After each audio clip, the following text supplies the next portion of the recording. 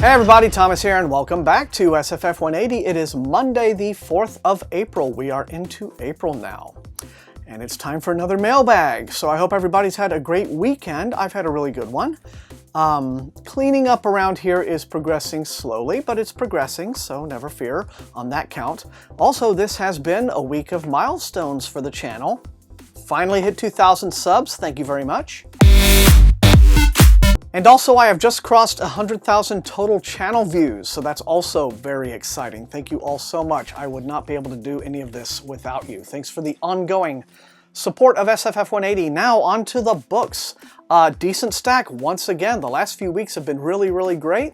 Not quite as many this time, 8 packages, but it's a good, solid week nonetheless. So without further any time wasting, why don't we get right into it, shall we? Yeah, the last couple of mailbags, especially last week's, have been, Peter Jackson sized. But I'm going to give you a little bit of a break this time, not going to be quite as long.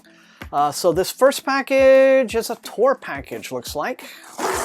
Okay, not quite. St. Martin's Press, Thomas Dunn Books, all the same. But this is a book called Wraith. The authors are Judith and Garfield Reeves-Stevens. As you see, a rather bit of a tense situation there on the cover being depicted. Let's see what we have here. It's described as a no-holds-barred adrenaline rush, perfect for fans of high-speed thrillers. Right, okay, those two things would seem to go together. In 1995, the CIA made a breakthrough that they hid from the world because it would change everything in modern science. But some secrets can't stay hidden. A rogue force has learned how to make disembodied minds capable of lethal action.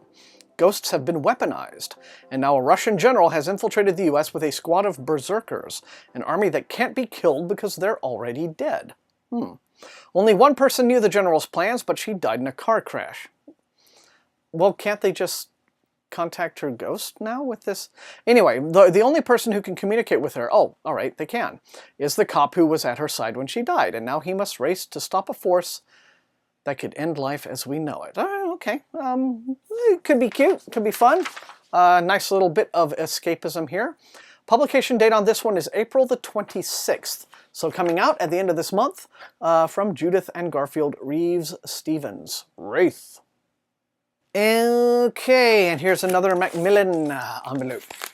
Okay, well this one is an arc from Tor. This is a book coming out in June, and take a look at this thing. It's called Wolves Empire Gladiator. All right, comes out June 28th in hardcover. And let's see, the authors are Claudia Christian, the actress who you might remember from Babylon 5, and Morgan Grant Buchanan, who I suspect did most of the writing. A sweeping science fiction saga of revenge. The book is already getting rave reviews from their peers, etc., etc. Well, let's see. Here we are. Set in a future in which the Roman Empire never fell. Wolf's Empire Gladiator harkens back to the epic The Iliad. Okay. This time the muse sings of the rage of Acala, the she-wolf of duty-bound House Viridian, set against the corrupt and heartless House Sertorian. Instead of rains of stones and wooden ships on wine-dark seas, this battle is fought on a galactic scale, with atomic bombs and faster-than-light travel, and Hyperborean alien slaves. A gripping tale of revenge, deception, and triumphing over your enemies. Well, don't give the ending away. Wolf's Empire Gladiator will keep you turning the pages, it says, until the end, and I hope you'll consider the book for review attention. Well, of course I will. Why not? But what do you think in the comments? Let me know about this Wolf's Empire Gladiator from Claudia Christian and this other person, Morgan Buchanan. June 28th from Tor. All right, well, right around 500 very densely packed pages, so should be the thing for fans of the epic. And here I have the arc for the Dinosaur Knights, which is Victor Milan's sequel to the Dinosaur Lords, a book that got quite a bit of a mixed reception last year when it came out. But let's see, this is released, it doesn't say, there's no sell sheet in this one, curiously. Oh yes, there is. It's tucked in very tightly and I didn't see it very well the first time. I'm sorry about that. Okay, what's say? July 5th is what it's saying. So yes, Paradise is a sprawling, diverse, often cruel world. There are humans on Paradise, but dinosaurs predominate.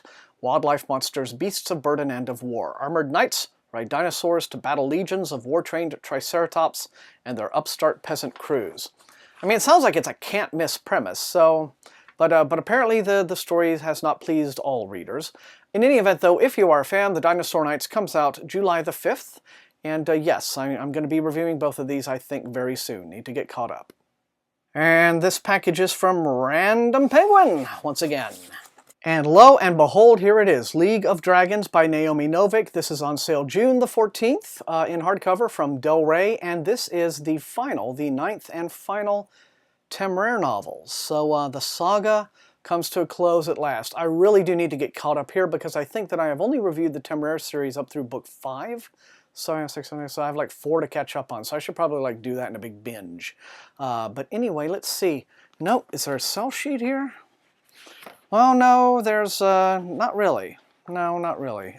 This is just this, and this is kind of a strange looking arc for Del Rey. I guess they think that it needs no introduction. Volume 9, The Final of Temeraire by Naomi Novik, June the 14th. Okay, what's in this one? What's a Hachette release? Okay, this one looks pretty interesting. Unexpected. This is a book by Louise Welsh, author I'm unfamiliar with. The title is A Lovely Way to Burn. It says it comes out on the 5th of April, and it's described as a fantastic twist on the crime novel. Welsh's apocalyptic story follows bold, complex heroine Stevie Flint, who is convinced that the untimely death of Simon, her latest lover, I like how they put latest in there, is a result of murder and not the sweats, a flu-like pandemic sweeping the nation, especially once she finds a cryptic note he left her in case he should disappear. During the course of their blooming relationship, Simon hid a package in Stevie's attic that contains a computer he's asked her to return to his colleague, Mr. Malcolm Rhea at St. Thomas, the hospital that houses their lives' work. Research on a drug to cure cerebral palsy. He tells her to trust no one else, but when Stevie ventures to the already packed, panicked hospital, it's only to find that Dr. Rhea recently succumbed to the contagion. To further complicate things, it seems Stevie is one of the only people to have contracted the sweats and survived, making her a target for those trying to create a vaccine. Not to mention the hooded man who attacks her in a parking lot not long after her visit to the hospital looking for Dr. Rhea, and she narrowly escapes. Yet as social order is crumbling around her, she becomes more and more determined to uncover Simon's secrets, and her investigation leads her further and further into the center of destruction. Well, that's interesting. I mean, I guess I'm wondering why Stevie wouldn't just like go and willingly donate blood to help a vaccine be developed. But in any case, this appears to be an apocalyptic disease thriller that comes out on the 5th. Could be interesting. Let me know in the comments what you think. All right, just a few more to go here. This is one from Pyre, Prometheus Books. Okay, this is kind of different. It's for a book called It Happened One Doomsday. The author is Lawrence McNaughton. The sale date is July 12th. Comes out July 12th from Pyre. Let's have a look. Might be an urban? Let's see. Magic is real. Only a handful of natural-born sorcerers can wield its arcane power against demons, foul creatures, and the forces of darkness. These protectors of the powerless are descendants of an elite order, the best magic users in the world. Unfortunately, Drew isn't one of them. Sure, she's got a smidge of magical potential, she can use crystals to see enchantments or brew up an occasional potion, and she can research practically anything in the library of dusty leather-bound tomes she keeps stacked in the back of her little store. There, sandwiched between a pawn shop and a 24-hour liquor mart, okay, that's an urban, she sells enough crystals, incense, and magic charms to scrape by. But everything changes the day a handsome mechanic pulls up in a possessed black muscle car, his eyes glowing red. Yeah, that always kind of fucks with your schedule, doesn't it? Alright, just being near Grayson raises Drew's magical powers to dizzying heights. I bet that's not all it raises.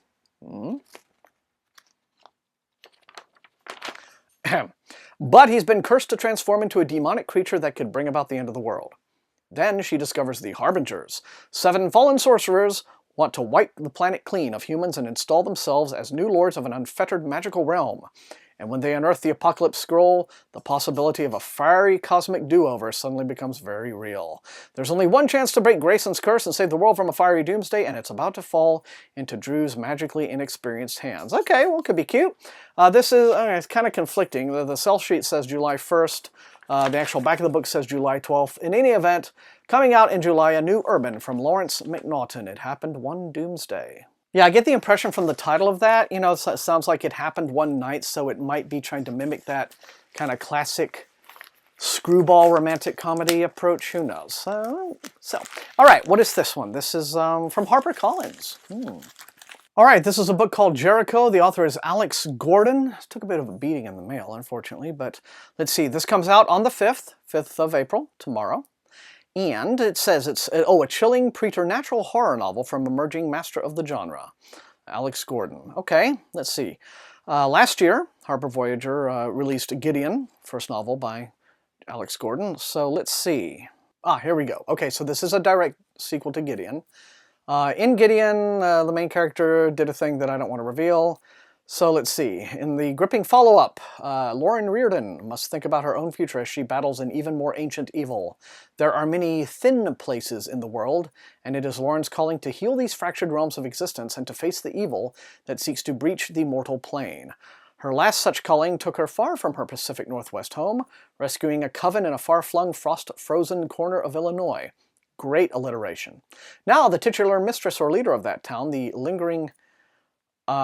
she is now the titular mistress or leader of that town, got it. The lingering remnants of the community of Gideon are entrusted to her care, and yet, when she takes a woodland walk that transports her from the Midwest to the middle of Oregon forest, she is hard-pressed to believe the voice is coming from afar for her help. But although she has a duty to her new community, she knows that a witch's dreams are harbingers not to be ignored, and she returns to Oregon to learn the dark truth behind her startling vision. All right, Alex Gordon's Jericho, a preternatural horror novel, comes out tomorrow from Harper Voyager.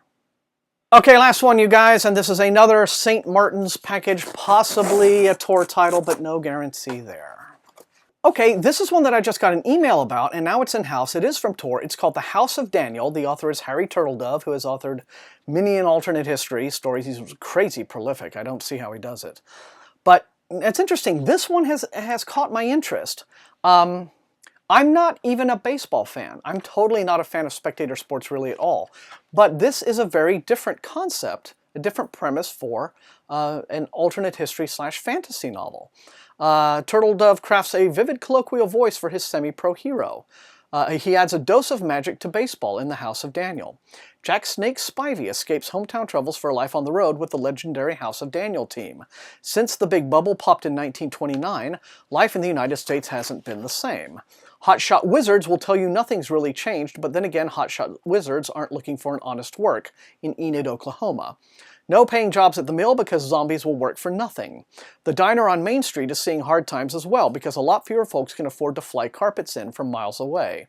He's cute. Jack Spivey's just another down and out trying to stay alive, doing a little of this and a little of that.